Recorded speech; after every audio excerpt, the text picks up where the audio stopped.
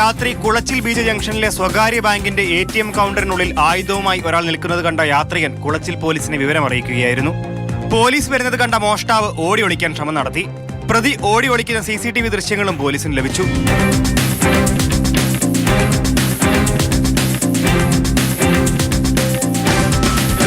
മോഷ്ടാവ് തന്റെ പോക്കറ്റിൽ കരുതിയിരുന്ന സിം കാർഡിന്റെ കവർ ATM കൗണ്ടറിൽ വീണിരുന്നു. സിം കാർഡ് കവറിൽ കുറിച്ചിട്ടിരുന്ന മൊബൈൽ ഫോൺ നമ്പർ കേന്ദ്രീകരിച്ച് നടത്തിയ അന്വേഷണത്തിലാണ് ആസാം സ്വദേശി ഷംസുൽ അലി അറസ്റ്റിലായത്. 4 ദിവസം മുൻപ് ചിന്നമുട്ടം മത്സ്യബന്ധന ഹാർബറിൽ ജോലിക്ക് വേണ്ടിയാണ് കന്യാകുമാരിയിലെത്തിയതെന്ന് പ്രതി പോലീസിന് മൊഴി നൽകി. കുളച്ചിൽ SI ദേവരാജിന്റെ നേതൃത്വത്തിൽ അറസ്റ്റ് ചെയ്ത പ്രതിയെ കോടതിയിൽ ഹാജരാക്കി റിമാൻഡ് ചെയ്തു.